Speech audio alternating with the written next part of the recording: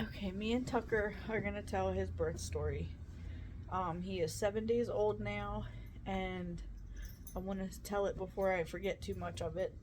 And of course, this is just my memory of it, so I don't know how accurate it'll be, but it'll be at least my perception of my birth.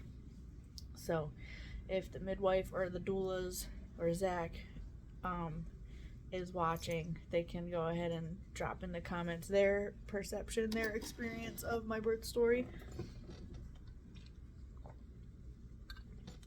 But basically, there was 2 different due dates. So there was the due date based off of my last monthly period, which would have given me due date of 13 October. And then there's the due date based off of the size he was at his first ultrasound, at his 8-week ultrasound, which the midwife said is more accurate. So that would have gave him the due date of October 20th. Tucker came to us on October 23rd. The only thing special that I did during my pregnancy to help myself have a better labor was perineal massages. I didn't do them every day like I was supposed to, but I started at 35 weeks. I would do them like every other day or so, I guess, like occasionally. I took a thing called Gentle Birth. It's a tincture. You can get it with blue cohosh or without, and you can get it with or without red raspberry leaf tea. I would make a giant pitcher of red raspberry leaf tea with alfalfa and oat straw and what was the fourth one? I forget, but I'll put the link in the description for the 4. I used 4 different types of tea bags to make a giant pitcher of tea that I would drink for the whole week, and I made one of those pitchers every week. I tried to. I think I skipped 1 or 2 weeks. And then I took a lot of vitamins and supplements like collagen, fish oil. I'll put the full list in the description and links to the ones that I took on Amazon. So I took those every day, the vitamins. Some days I would forget. But I didn't really do a lot of like birth ball. I didn't do a lot of walking, curb walking. I sat right here in the recliner and worked on my business, my HVAC business. And I was starting to get kind of impatient because everyone was telling me, oh, he'll come earlier because it's your second baby. And 40 weeks came and went, and then according to my first due date, I ended up hitting 41 weeks. And I was like, oh my God, when is he gonna come? And I lost my mucus plug about a week before he came. And I thought that he was gonna come that day. I was like, this is it. And it wasn't. And every day it was kind of funny, like mentally how these things work on you. I thought to myself, okay, well, once I make the padsicles, he'll come. That once I check this thing off of my to-do list, he'll come. Once I pick out his newborn outfit, he'll come. Once I pick out the first diaper he's gonna wear, he'll show up. And I had, like, there was a lot of things on my to-do list, like, that I was just procrastinating, and I was like, whatever, I don't care if it gets done or not. Like, I don't care if I pick out a first outfit or do the padsicles or whatever. And then I was like, finally, I was like, I'll just do it, just because I don't really have anything else to do. And then the last thing was this baby blanket. I got this in my head. I was like, all right, I'll make him a baby blanket, because I made one for Waylon. And this is really soft. I'll put the link to the yarn that I used for this down below. But I used my circular knitting machine to make this, and it makes a tube, and then I just knitted them together. I made 5 little tubes. I used 1 ball of yarn to make 1 tube. So I used 5 balls of yarn. And then you just line them up and you do like a hidden stitch in between the tubes. You gotta count the stitches and make sure you're on the right row. But I made this baby blanket for him. And I told myself, okay, once this baby blanket is done, he'll show up. And he actually did. Because I started it like on one night. I went all the way till 1 a.m. working on it, thinking I was going to finish it. And I got all the tubes done, but I still needed to sew like 2 of them together or something. So I was like, all right, I'll do it tomorrow. And then, like, Waylon had to stay home from daycare that day or something, like, to where I couldn't work on it. And so I did it at nighttime a little bit. I think it took me like 20 hours total to do it. It was a lot of stitching. It doesn't look like it would take that long, especially when you're using the machine, but it did. So, and then I got done, and I was like, okay, I'm going to add a border to it. And the next day I woke up and I was like, I don't feel like adding a border. And I feel like, I don't know if that's what made him decide to come. Everyone says that the baby is the one that triggers it, labor to start. But in my head, this was the last thing on the to-do list. And once I decided not to do the border, it was like, okay, I could go into labor now. So this video is already really long. I haven't even told the labor story. So on the day I went into labor, what happened was I was very tired and very hungry. Even though I slept all through the night, it was a normal day like any other day. Nothing weird was the night before to where I was like tired or like didn't sleep or whatever.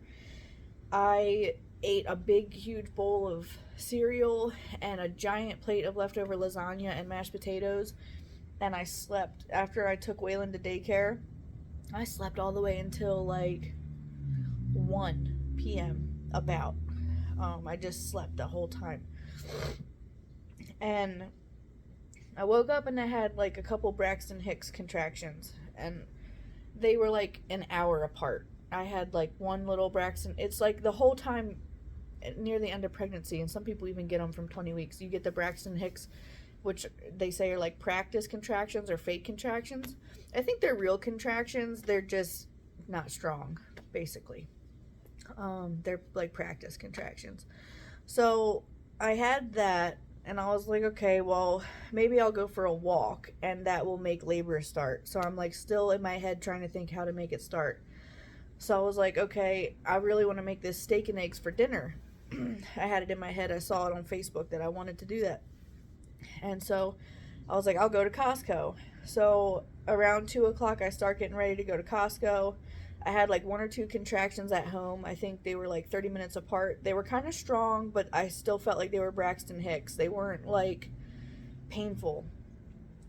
So then I go to Costco. I think I had one in the car on the way. I'm like at Costco at like 3 o'clock, basically, around that time-ish. And I had another one while I was shopping.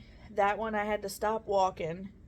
I was still talking through them. I think I was on the phone with Zach during that one. I walked around a little bit more. Maybe it was like 10 minutes later I had another contraction. It was a little bit stronger, but I was still talking and walking through it. No, I pulled my cart over. I did pull over for that one. And I was like getting some snacks and stuff. I got like some Go-Gurts for Waylon, some nut and fruit and cheese snack packs and protein bars and stuff that I could eat during labor, and snacks for the midwives and the doulas while they were here too. So I got, a little bit of snacks. I had another contraction that was stronger. I had to pull over for that one, and I put my head down on the cart and I was like breathing through it. I was like, whew, okay, this is a contraction. And so like in my head I'm thinking, okay, I'm probably going into early labor, but I'm still thinking like they're not that strong, they're not that frequent. And I know like maybe once I get home and drink some water and calm down and relax, that it could even just stop. Like they could just stop, like early labor can just stop. So I wasn't like freaking out. I was like, okay, I'm probably in early labor. It could be like this for literally 2 days or a week. Like you don't know how long it's going to be. Last time I was in labor for 67 hours. I started Friday night and he came out Sunday evening by C-section. I was in natural labor for like 2.5 days at the birth center before they kicked me out and sent me to the hospital. Because I pushed for 8 hours and he wasn't coming out. I don't think I was ready to push yet, and they were making me push too early. But anyway, so in my head I'm thinking I'm going to be in labor for like probably at least 20 hours in my head. So I'm not getting too excited when I get like 1 or 2 strong contractions. So I check out, and then I'm going to the car. I got a fruit smoothie from the Costco food court. It has like strawberries in it. It's really good. And as soon as I walk out of the door to go to the car, it's like boom, like a big contraction. I pulled my cart over. I had to put my head down on the cart, and I was like breathing like, whoo, whoo, like to get through it. It was like strong. I was like, oh my goodness. And then I walked to the car. I put the stuff in the car. So this was probably like 7 minutes, maybe 10 minutes, maybe not even 10 minutes. And then I start driving, and I got like one aisle over. I was still in the Costco parking lot, and a contraction came, and I had to pull over because it was too strong. Like I couldn't focus on nothing. Like I couldn't drive. So I just like stopped right in the middle of the thing. I had a contraction. I was on the phone with Zach. Zach's already on his way home. He just happened to be on his way home from like a job he was doing. And I'm telling him like, yeah, I'm having contractions every like 30. It started off 30 minutes apart. I had 2 of them 30 minutes apart, and then it was like 10 minutes apart. I had like 5 of them.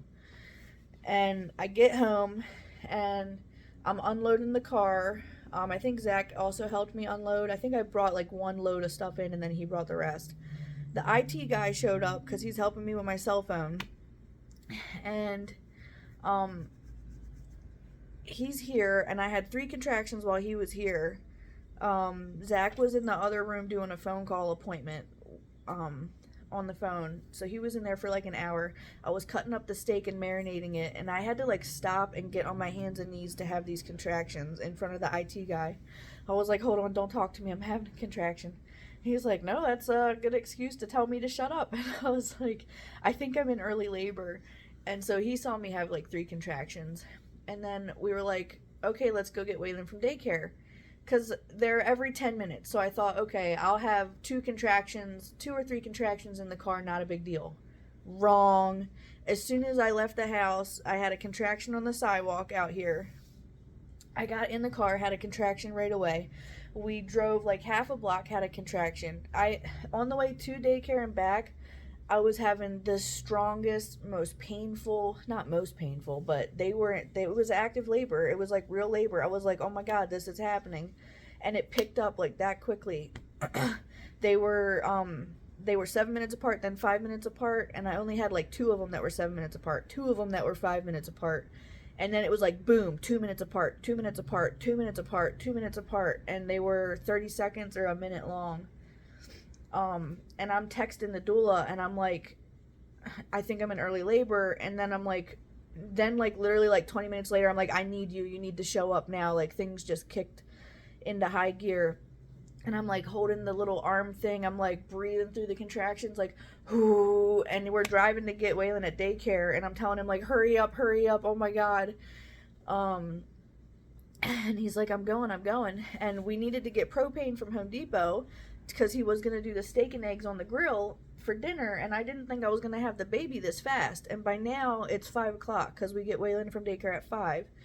But we went late this time, so it was 5:30, because I told the daycare, I said, I'm having contractions, I can't drive, they're too strong, we're going to be late. I have to wait for Zach to get out of his appointment.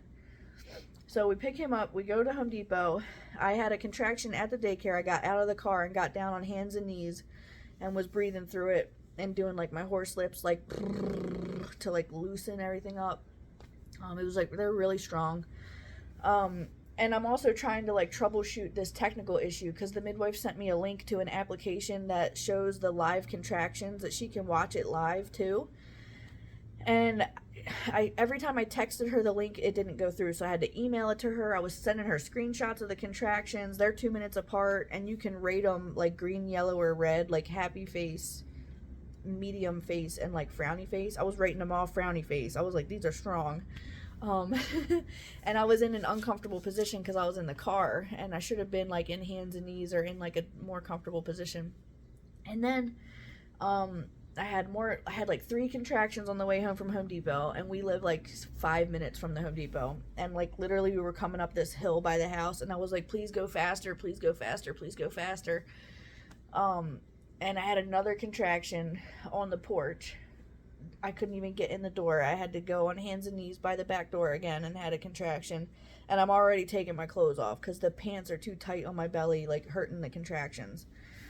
So I get in here and I go straight for the bathtub and get in the bath. I get naked and get in the bath and lay on my left side. And the contractions slow down. They were 1 minute apart, and then thankfully they slowed down to 3 minutes apart. I was like, oh, thank God. And and they weren't as painful. I had like maybe 2 or 3 in the bathtub, and then Waylon got in with me because it wasn't that painful. And then after that, I was like, no, I was like, you got to get out. And then Waylon went pee in the urinal, and then he brings the urinal over to me while I'm having the contraction in the bathtub, and I'm in there like, oh, and he's like holding it against me, and I'm like, Waylon, stop. And I'm like, Zach, where the hell are you?